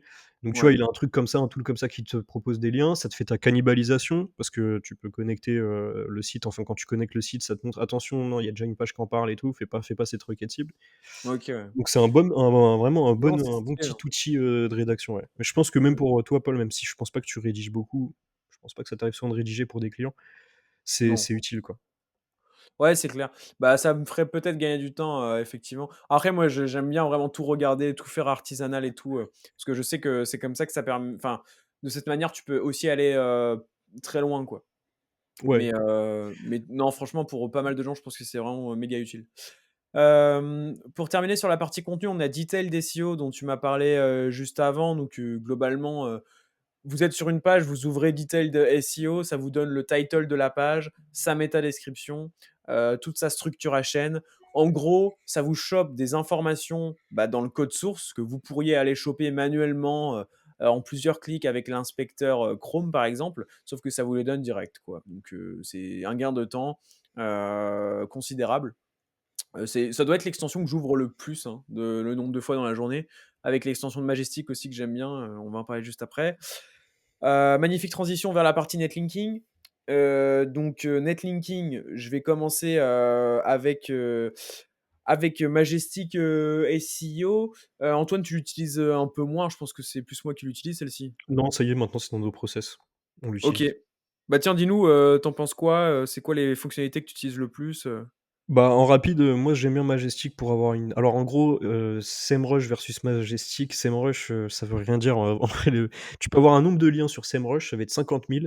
Après tu passes ton site sur Majestic, il va avoir 500 domaines référents Ouais, ouais, bah oui. et c'est trop cool, du coup tu as une vision beaucoup plus précise, parce que 50 000, qu'est-ce que tu veux faire de cette donnée? Tu comprends rien, tu dis: «OK, il y a plein de liens pourris j'imagine et cetera». Majestic arrive à aller chercher les vrais liens et cetera quali, Ouais, te donne une donnée beaucoup plus, cohérente, ce qui est trop cool parce que sur des SERP énormément concurrentiels et tout, en fait, finalement, tu te retrouves qu'avec du 500 liens sur le domaine référent, ce qui est vraiment pas grand-chose. Enfin, ça coûte une fortune 500 liens. D'ailleurs, sur Linksfinder, il y a un petit tool, on en reparlera, qui te dit combien, coûte le profil de lien du site et ça, ah, c'est c'est trop stylé. cool puisque vu que Linksfinder est connecté, aux plateformes, il Ouais. va te dire: «OK, il y a 500 liens et ça coûte, par exemple, à peu près 80 000 €», tu vois? Ils sont forts en vrai, hein. Ouais, ouais, franchement, il y a des moi j'aime beaucoup en tout cas Lucio et Paul Grillet, je trouve que c'est des profils trop, c'est des vrais cracks en fait, c'est super intéressant. Lucio et Julien, tu veux dire? Bah, non, je pensais à Paul pour, et du coup Julien son Ah oui, associé pour bien toi, sûr. ouais, ouais, OK, ouais. Ouais, ouais, mais juste Tot et Linksfinder, c'est des Ouais, ouais, outils un non, peu c'est plus des petits, boss, tu hein. vois? C'est des petits outils français, mais ça te donne des stats comme ça, tu vois? Ouais. Et donc voilà, donc Majestic, ça te donne vraiment à peu près le nombre de liens qui ressortent et moi j'aime beaucoup aussi l'outil que bah, pareil, c'est toi Paul qui m'a mis sur le process, mais en gros, c'est de se dire: «On va faire des analyses de deep linking», donc combien la page reçoit de liens et pas combien le domaine reçoit de liens et du coup, j'aime bien passer par l'extension plutôt que par l'outil de base parce qu'en fait, tu te balades en fait sur la SERP. Ouais. Tu as vraiment un parcours, avec du bon sens et cetera. OK, tu veux ranker sur CBD, plus, une longue train et cetera. Tu regardes quels sont les premiers et tout et là, pareil, c'est la même idée, c'est qu'en fait, tu te rends compte qu'avec 4-5 liens, tu peux avoir mieux en termes de profil de deep linking et donc tu as plus du tout la même approche à te dire sur SEMrush: «Voilà, 50 000 liens et cetera». Là, tu te dis avec un petit budget de 500 € par mois, tu peux déjà faire de très belles choses sur des requêtes très concurrentielles parce que tu as une approche beaucoup plus micro, quoi. Ouais, tout à fait. Franchement, tu as tout dit et ouais, Majestic SEO, ils ont une extension. Donc là, c'est un outil payant. Attends, je regarde s'il y avait pas des outils payants. Bah, Tot SEO, c'est payant évidemment. Sinon tout le reste, c'est gratuit. Bah, SEMrush SEMrush Ahrefs, c'est payant, ouais, SEMrush évidemment Ahrefs, très, et très d'ailleurs, cool. c'est assez cher, hein. Vous pourrez regarder les prix, mais c'est assez cher. Ouais, SEMrush, Heu, ils abusent un peu quand même. Bah, après, c'est ouais, je sais pas combien ça leur coûte et tout, enfin bref. Majestic SEO, c'est payant aussi, mais c'est pour le coup, c'est moins cher, hein, parce que je crois que ça commence pas à 30 € par mois, un truc comme ça? Je crois que c'est vraiment moins cher, du coup, oui, spécialisé netlinking, donc ça fait très plaisir et moi, ce que j'aime bien, c'est qu'ils ont des fonctionnalités vraiment que les autres n'ont pas, type, leur link graph où en fait, vous pouvez avoir une visualisation, du site que vous analysez et de son réseau de sites, enfin, en tout cas, des sites qui gravitent autour et vous pouvez, par exemple, voir si un site obtient pas un lien, depuis un site qui est compris dans un «réseau de sites» entre guillemets, donc plein de sites qui se font des liens entre eux et cetera. Ce qui fait que du coup, ça peut être, cramé et potentiellement pénalisable par Google. Enfin, voilà, un exemple concret de feature que j'ai trouvé sur Majestic, que j'ai pas trouvé ailleurs et qui en fait pour moi un outil, spécialisé et très pertinent dans l'analyse de netlinking, évidemment. Il y a plein d'autres choses. D'ailleurs, j'ai fait un tuto dessus. Ah oui, bah, ça va être l'instant promo. Sur ma chaîne YouTube, j'ai fait un tuto, sur Screaming Frog. J'ai fait un tuto sur, Google Search Console, mais qui date beaucoup. J'ai fait un tuto sur SEMrush aussi, guide SEMrush SEO, un truc comme ça. Le Keyword Planner, j'en parle, dans une vidéo qui s'appelle «Faire du SEO pour 0 €». La SERP, je vous ai déjà je vous ai déjà donné, la vidéo sur les intentions de recherche. Et puis, Majestic SEO, j'ai fait un tuto du coup aussi pareil sur l'outil. Et voilà, bon, c'était juste pour vous dire que si jamais vous êtes à la recherche de ressources tuto, un peu partage d'écran, honnêtement, je vous conseille d'aller voir, ma propre chaîne évidemment. Ensuite, display links detail, donc ça, j'en ai parlé juste avant, c'est une des fonctionnalités de Web Developer Extension là, qui est une usine à gaz qui permet d'afficher les liens en brut comme ça visuellement sur la page, donc je vais pas revenir dessus. Le rapport de lien Google Search Console, est-ce qu'Antoine tu utilises ça un peu? Ouais, carrément, bah, déjà, pour voir les liens qui s'indexent, parce que tu te dis: Ouais. «SEMrush, il va peut-être aller chercher des liens qui ne s'indexent pas» et cetera. Donc voilà, moi, toujours quand c'est Google, je me dis que c'est ce qu'il voit, en fait. Donc que ce soit du PageSpeed, que ce soit la Google Search Console sur les liens et cetera, c'est forcément hyper important d'aller checker tout ça, quoi. Après, c'est pas très performant en termes de tri et cetera, c'est toujours une petite Mmh. galère, mais c'est toujours intéressant. Je sais pas si tu l'utilises beaucoup aussi, Beh, pour être honnête, pas vraiment. Parce que donc tu disais, les liens qui s'indexent. En réalité, tu vois pas forcément les liens qui s'indexent, mais tu vois les liens qui sont visités, crawlés par Google, quoi. Parce que des fois, ils peuvent être, je pense, quand même crawlés par Google et non indexés, même si évidemment ça peut être rare, hein, mais voilà. Et c'est vrai que là, tu vois, en fait, le seul truc que tu as qui est vraiment cool, c'est que tu as une vision sur, toi, les pages qui reçoivent le plus de ah bah non, c'est liens internes et liens externes, tu vois? Je vais tellement jamais dessus. Donc tu as le nombre de pages, mais ça par contre c'est cool ça. Tu as le nombre de pages, de tes pages qui reçoivent le plus de liens internes. Par exemple, moi je vois que, la ma page, consultant SEO location de voiture, elle reçoit, c'est une qui reçoit le plus de liens, OK. Et après donc tu as la partie liens externes où tu vois, les principales pareil pages de destination, donc les pages qui reçoivent le plus de liens externes, donc de backlinks. Donc là moi je vois par exemple ma homepage c'est la première et cetera avec, 493 liens, bref. Et aussi du coup les principaux sites d'origine, donc les domaines référents, donc vous voyez quels sont les sites qui vous font des liens, combien ils font de liens, donc c'est toujours cool. Et la dernière métrique, c'est un peu la partie sur les encres, donc les encres de liens. Donc c'est cool, mais c'est vrai que du coup, ça va quand même moins loin, je trouve, que d'autres outils tierces comme Majestic. Et surtout, bah, ça vous permet d'analyser uniquement le netlinking des sites que vous gérez, dont vous avez accès à la Google Search Console en fait. Donc voilà, mais sinon c'est cool si vous n'avez pas d'autres outils typiquement et que vous souhaitez analyser un petit peu votre netlinking. Honnêtement, c'est pas mal, quoi. Mais c'est vrai qu'une fois qu'on a d'autres outils, en général, on l'utilise plus trop, sauf pour voir, comme tu l'as dit, quels sont, par exemple, vous pouvez comparer le nombre de liens que vous recevez, avec Majestic et le nombre de liens qui est capté par Google Search Console et donc vous dire que peut-être ceux qui sont captés par Google Search Console sont ceux qui, les seuls qui vous ont vraiment bénéficié d'un point de vue SEO puisque ce sont les seuls pris en compte par Google. C'est une théorie, enfin, c'est probable, c'est pertinent, je trouve, de penser comme ça. Voilà pour ça, donc un petit plus si vous n'avez pas d'outil, netlinking. Ensuite, on a, Linkfinder. Bah, Antoine, tu vas peut-être, nous en parler si tu es chaud? Ouais, bah, alors déjà Lucio est passé sur le podcast, MVP, Ouais. donc n'hésitez pas à aller voir, l'épisode.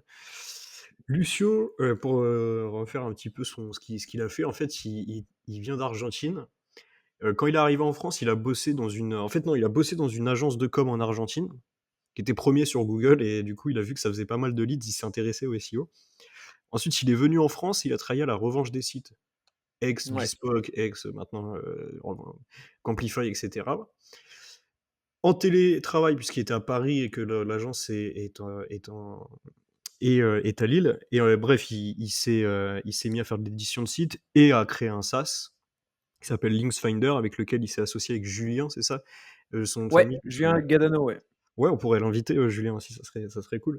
Ouais, bah, lui, il a un profil en plus, littéralement, hacker, Ouais, c'est enfin, marrant, il a un profil hacker. c'est trop stylé, hein. Je sais pas si c'est vraiment un hacker ou si c'est une image qui se donne d'ailleurs, parce que c'est Ah une non, belle non, non, image. si, si, bah, si, si, si, si, si, c'est vraiment, OK. joueur de poker et hacker, genre littéralement, quoi.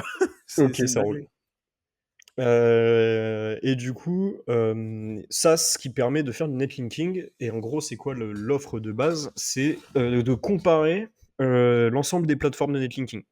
Donc déjà, l'entrée, quand tu arrives sur son SaaS, c'est que tu vas marquer tes requêtes cibles. Donc par exemple, tu veux faire Ouais. ranker une page, on parlait de deep linking. Pardon, on parlait de deep linking. Tu veux faire ranker un article de blog, je sais pas moi, sur Bilan. Tout à l'heure, j'étais avec un SaaS, un expertcomptable.com en gros, enfin un concurrent.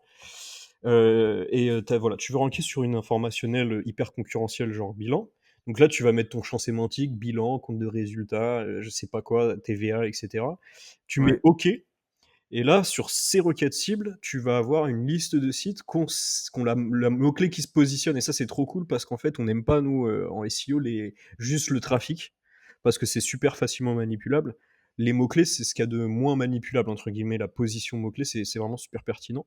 ouais, Tu vas en avoir peut-être une quinzaine, tu vois? Alors qu'il a 50, oui, je dis pas de bêtises, il a 80 000, domaines dans son outil. C'est énorme. C'est une énorme base de données puisque ça reprend toutes les plateformes, eReferrer, Paperclub et cetera et tu vas voir les différents prix. Donc pour un lien, tu vas voir où est-ce qu'il est en vente et combien ça ouais, coûte chez Paperclub, combien ça coûte chez ouais. eReferrer et cetera et cetera. Ensuite, malheureusement, tu as pas la possibilité d'acheter depuis Linksfinder sur les plateformes parce qu'il a pas les accès API. Les plateformes, elles veulent rester indépendantes et tout, tu vois? Sinon Linksfinder, ça va tout bouffer et après, en gros, tu as plein d'outils un peu tierces type, bah, déjà, tu as plein de sites internationaux, donc ça, c'est assez cool. Tu peux avoir du .ch, du .es, du .it, du .fr et cetera. Mmh.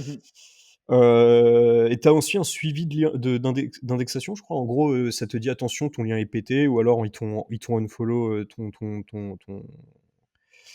lien, tu sais, et cetera. Donc en vrai, c'est un bon outil et c'est un outil, en effet, quand tu as un gros budget lien, ne serait-ce que 500 € par mois, ce qui est pas énorme pour du linking.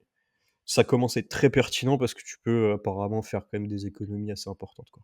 Ah bah, c'est abusé, surtout que, ouais, le forfait, commence à pas très cher, en vrai, en une commande, quasiment, tu rentabilises ton forfait des fois, hein, vraiment. Enfin, j'ai rarement vu un truc aussi rentable, quoi. Sauf si vraiment vous achetez pas de lien, bon, bah, là, ça sert à rien. Mais ouais, non, top outil et puis, comme, le titre de notre épisode avec Lucio le dit, ça a un peu révolutionné, je trouve, le marché du netlinking, hein, on est passé d'un truc, assez opaque à quelque chose de full transparent, Ouais franchement, c'est très, très fort, moi, je trouve. et très Super. marrant que ce soit un Français entre guillemets, bah, non, du coup, sud-américain mais Oui, oui, francophone, non, mais bien sûr, hein, de la qui communauté nous a fait ça, francophone. tu vois? Ouais, ouais. Non, non, c'est trop stylé. On va conclure, notre partie sur les outils avec les performances. D'ailleurs, ouais, Looker Studio, bah, du coup, je pense que c'est mieux d'en parler en dernier parce que c'est un peu la pour moi, la petite touche, la petite mise en forme, quoi. Mais du coup, pour les perfs, moi, j'aime bien déjà utiliser SEMrush pour analyser, par exemple, la variation d'une position sur un mot-clé précis dans le temps. Sachant que, Google Search Console pour ça a ses limites. La position moyenne Google Search Console, ça peut en fait, ça a vraiment ses biais.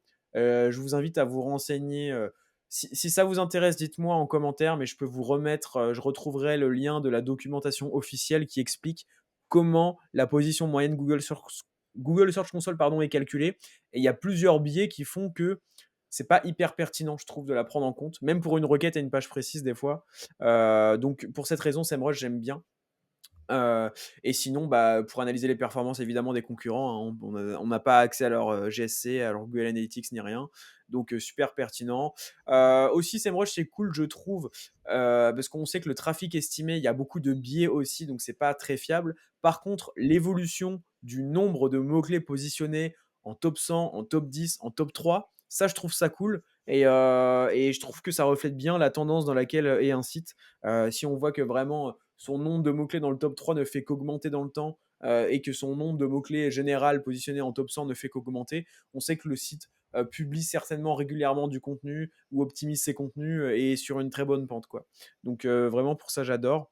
Après, ben, du coup, on a la Google Search Console. Antoine, tu peux peut-être nous en parler, j'imagine que tu l'utilises pas mal? Ouais, ouais, ouais. Bah, alors, en gros, moi, j'aime bien utiliser SEMrush pour le suivi de position. GSC, bon, après, on en reparlera, mais tout est centralisé sur un Looker Studio. Mais GSC, en gros, c'est bien pour.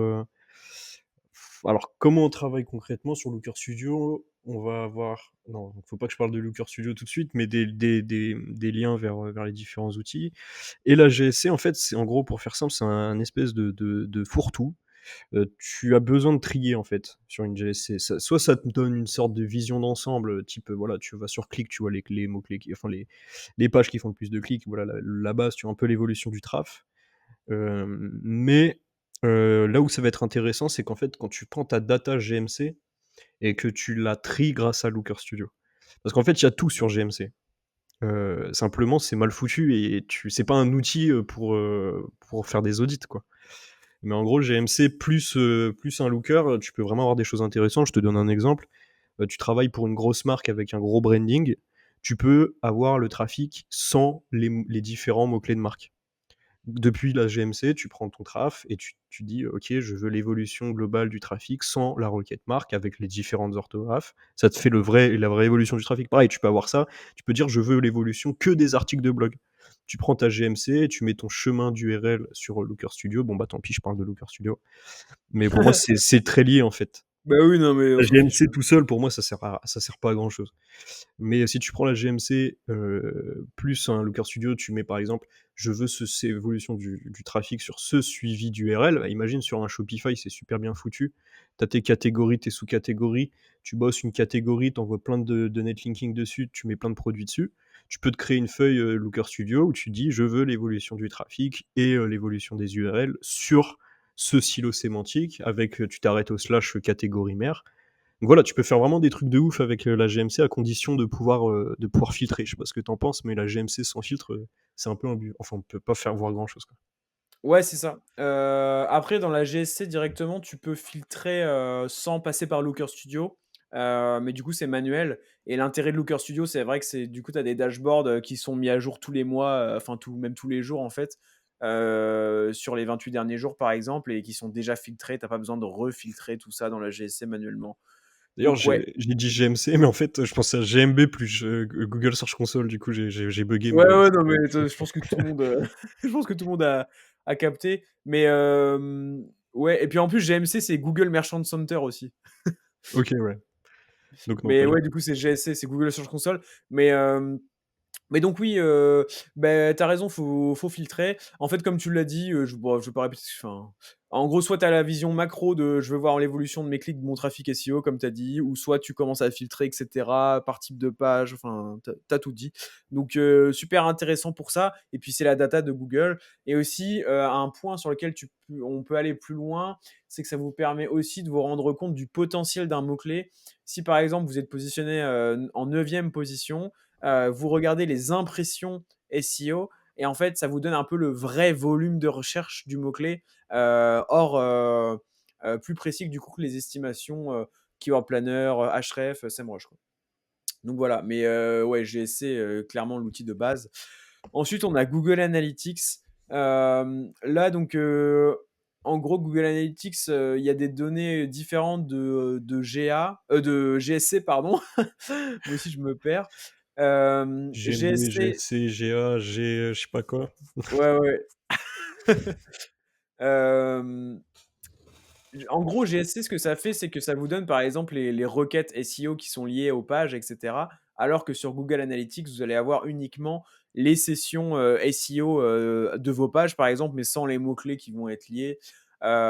GSC, c'est pas dépendant aussi de, l'acceptation des cookies, alors que Google Analytics, si. Donc, si les personnes n'acceptent pas les cookies, bah, vous pouvez pas les traquer, alors que sur Google Search Console, ça remonte. Et Google Analytics, ça vous permet aussi de comparer avec d'autres canaux, parce que vous n'avez pas que les performances SEO, c'est les performances globales du site. Ça vous permet aussi de traquer les conversions SEO et ça, c'est un truc que vous ne pouvez pas avoir avec la Google Search Console.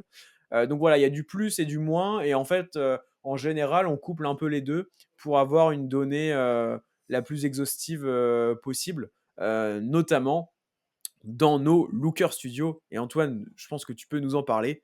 Qu'est-ce que Bah, Looker déjà, Studio il y a et une petite pourquoi c'est histoire bien? derrière nos Looker Studio avec Paul, c'est on l'a fait ensemble, si je dis pas de bêtises, notre Looker Studio, non? On s'était échangé, ouais, nos templates, il me semble, ouais, ouais. Parce qu'en fait, c'est une galère à brancher ce truc-là. Et Ouais, c'est un peu c'est chiant au début. vraiment en fait, l'idée de Looker, c'est qu'il vous faut un modèle que vous dupliquez pour chaque nouveau projet. Ouais, Parce que venir faire du Looker Studio, c'est pas stable, ça saute de partout. En fait, c'est quoi? C'est un truc qui ressemble un peu à un PowerPoint. Vous avez des slides dans lesquels vous allez pouvoir un peu, c'est pas du tout aussi facile que ça en a l'air, comme je le dis, mais glisser, déposer des widgets qui vont aller chercher des sources, type ici je veux ça sur Analytics, ici je veux tel truc sur. Et après on peut mettre des filtres, comme je disais. Par ouais. exemple, tu peux dire je veux les top URL. Ouais, je suis encore là, ouais. Ça marche. Désolé, du coup, le colloque de bureau qui s'en va. C'est pas grave, on laissera, ça fait partie du MVP. À 1h14, À c'est bon. 19:30, il y a encore du monde, du coup, c'est vrai que c'est bon, ça arrête jamais. Bref, du coup, c'est ce que je disais, c'est une belle usine à gaz et pour la petite histoire, en fait, on a croisé un petit peu avec Paul, nos slides parce que c'est tellement long à faire que même si demain, je fais de nouveaux slides, je te les enverrai inversement. Je suis pas contre, Ouais, ouais, carrément. et il y a des modèles aussi sur, moi, je vous conseille si vous voulez vous lancer, je pense qu'on va faire un post LinkedIn, échange, modèle, versus Commentaire, commentaire. Non, sinon, en gros, vous avez, des bons modèles qui sont pas mal, même s'ils ont pas été réfléchis, directement par nous, mais qui sont sur les librairies, hein. Donc, vous faites, modèle, Google Data Studio, SEO, et des fois, ça peut être payant, des fois, ça peut être gratuit. Bref, une belle galère à installer, mais quand c'est fait, c'est cool parce que ça vous permet vraiment d'avoir, un truc super clean à présenter à vos clients si vous faites de la presta, même pour vous, en mode PowerPoint, hein, on peut exporter et tout, dynamique, qui se met à jour tout seul avec des intégrations super, réfléchies, donc des filtres, hyper pertinents et cetera. D'ailleurs, on pourrait même mettre en place, imaginer, et je le fais pas moi, mais des audits grâce à Google Data Studio. Un peu comme un outil rapport de SEMrush, mais tu dis en fait c'est mon point de départ, c'est en gros, mes slides, audit et j'ai tous mes filtres et ça peut être pertinent. Je suis pas sûr qu'il y ait des agences qui procèdent comme ça, je pense pas parce que ça saute beaucoup en fait. Ça peut mmh, ça peut facilement sauter, c'est quand même un merdier, mais bon, c'est quand même, bien utile. ouais. Clairement, clairement. Bah, écoutez, nous, on a terminé sur, bah, les outils, hein, moi, j'ai rien à ajouter sur Locker Studio, honnêtement, on l'utilise de la même manière, globalement, c'est un gain de temps pour le consultant, c'est, aussi plus de clarté pour le client et le consultant, ouais, rien à dire là-dessus. Dites-nous en commentaire sur Spotify ou YouTube si vous êtes toujours présent à 1h16 de podcast. Et on va tout de suite partir sur les questions des internautes. On en a 2. La première de Asdin. Quelle formule ou outil utilises-tu pour déterminer la difficulté pour se positionner sur un mot-clé donné? Et parce qu'il nous précise, on sait que le keyword difficulty, donc le KD donc de SEMrush, ne prend pas en compte un domaine en particulier. Moi, tout à l'heure, j'ai lu sa question, j'avais pas trop compris ce qu'il disait par ne prend pas en compte un domaine en particulier. Je pense qu'il veut dire, c'est que le KD, il n'est pas basé sur toi, ton domaine. Il te dit pas la difficulté à se positionner selon ton domaine, ça va être de temps. C'est un indicateur de manière générale. Mais en fait, je réponds direct parce que j'y ai réfléchi un peu en amont, mais en gros, on s'en fiche que ça prenne en compte ton domaine, en fait, parce que dans tous les cas, c'est pareil, tu vois? C'est-à-dire que le keyword difficulty, c'est un score de difficulté sur 100. Donc si par exemple un mot-clé, il t'est donné à 30 de difficulté, même s'il se basait sur ton site à toi, si tu as un site pourri, peut-être que le 30, il passerait à 60, sauf que du coup, ça veut dire qu'un autre mot-clé qui serait à 50 de base, il passerait à 80. Enfin, au final, l'ordre de grandeur, il resterait le même. Donc, on s'en fiche. En réalité, en fait, le score en tant que tel importe peu. C'est la comparaison des scores entre différents mots-clés qui fait que tu vas plutôt en choisir un plutôt que l'autre, etc. Enfin bref. Et pour le coup, le keyword difficulty, en m'étant renseigné en fait sur la manière dont il est calculé, je trouve assez pertinent. Donc pour moi, tu as pas besoin d'aller chercher un score qui prend en compte ton domaine en fait, dans tous les cas, ton but c'est juste de faire la différence entre, les mots-clés concurrentiels et les moins concurrentiels et puis après aller checker la SERP et regarder par exemple, par rapport à ton site à toi, enfin tu prends en compte le nombre de domaines référents au global que ton site a, le nombre de domaines référents au global que tu as slash pourras avoir sur la page qui cible slash ciblera ce mot-clé. Pareil avec les concurrents, ils ont combien de domaines référents d'un point de vue global, ils ont combien de domaines référents sur la page qui rank sur le mot-clé que tu souhaites cibler. En gros, avec ça, normalement, tu es pas mal. Je sais pas si tu as un truc à ajouter, Antoine. Non, mais c'est vrai que c'est pertinent, le KD. Moi, j'aime bien. À un moment, je m'étais pris la tête avec, le all in title, en gros, c'est KGR. Chiant à aller Oui, calculer et tout. Le KD, franchement, ça fait le taf. C'est comme tu dis, en fait, un ordre, de priorisation, enfin, de grandeur, tu vois? bah ouais. Comme tu dis, voilà, c'est vraiment comme ça qu'il faut voir les choses et pour le coup, ça marche vraiment quand tu fais, filtre, KD. Dans un silo sémantique, tu mets genre, sur le je crois que c'est sur justement le Magic Tool que tu peux faire ton fil cadet, mais en mettant quand même ta base sémantique et ça te met les long trains, tu vois? Tu mets ton mot 1 et ça te met tes long trains. En vrai, si tu as un cadet inférieur à 10, même sur un petit site, si tu fais un bon contenu sans backlinks, normalement tu ranks. Donc c'est cool même, pour le kiff, si tu veux faire monter des courbes de trafic, tu peux procéder comme ça, quoi. Ça fonctionne plutôt bien. Ouais, c'est ça. Et aussi un autre truc qui fait que, je pense avec Antoine, on valide le cadet, en tout cas moi c'est mon cas, c'est qu'en fait, en comparant le cadet qui est donné de base et moi la difficulté que j'estime, sur un mot-clé en analysant la SERP et tout ce que je t'ai dit avant là, le nombre de domaines référents et tout, bah, en fait souvent c'est même quasiment tout le temps cohérent en fait. Je me suis jamais dit: «Oh là là, SEMrush me dit que c'est 20 de KD, donc un mot-clé facile. Or, je remarque que les sites en face sont impossibles à détrôner», tu vois? Je me suis jamais dit ça, par exemple. Donc ça prouve bien que, en tout cas, le KD est aligné avec ma vision de la difficulté SEO, quoi. Et donc, moi, c'est tout ce qui Et tu sais m'importe. comment il est calculé le cadet ou pas toi? Moi j'ai jamais, Ouais, alors en gros, quand je m'étais renseigné, ils prennent évidemment en compte les performances, netlinking, des concurrents et aussi ils prennent en compte leur positionnement. C'est-à-dire que si le site, par exemple, a peu de netlinking, mais est positionné sur, pas mal de mots-clés similaires à celui-ci et que c'est le cas du coup pour, je sais pas, tout le top 5, bah, le KD va peut-être être quand même élevé alors que le netlinking en face est pas méga élevé, quoi. Donc en fait, il y a les 2. Il y a ouais, il prend le top, alors je sais plus le top quoi, mais on va dire par exemple le top 5 de la SERP ou peut-être le top 10 et il regarde si, ils ont un netlinking développé et si, quelles sont leurs positions. Est-ce qu'ils ont beaucoup de positions SEO ou pas?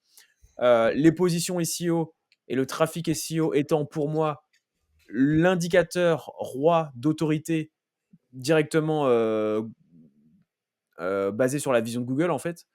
Si un Google fait ranker un site, c'est qu'il le trouve autoritaire d'une quelconque manière.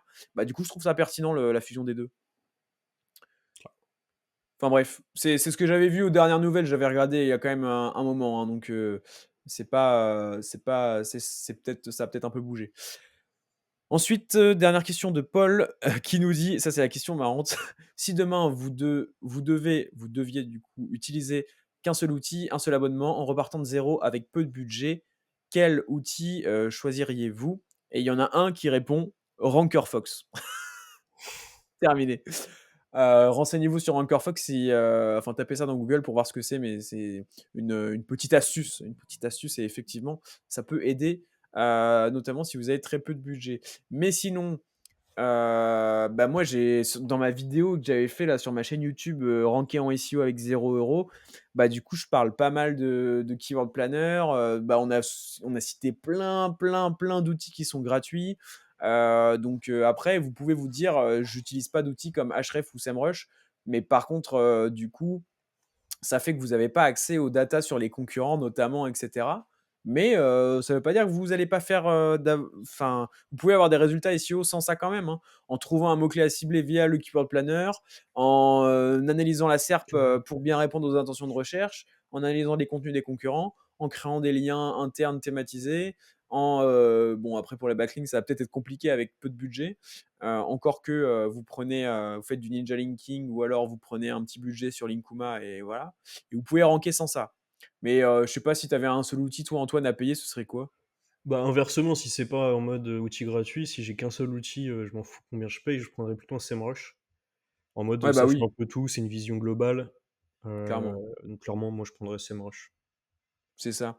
Après il y a on en a pas parlé d'ailleurs, tiens, en même temps c'est impossible de parler de tous les outils, mais SEO Observer qui est pas mal aussi, qui se base sur les données de SEMrush et de Majestic. Donc, très, très cool et qui est moins cher au final.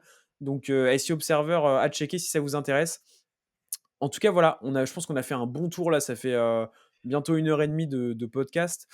Antoine, est-ce que toi, tu avais un truc à, je sais pas, ajouter sur les outils ou quoi?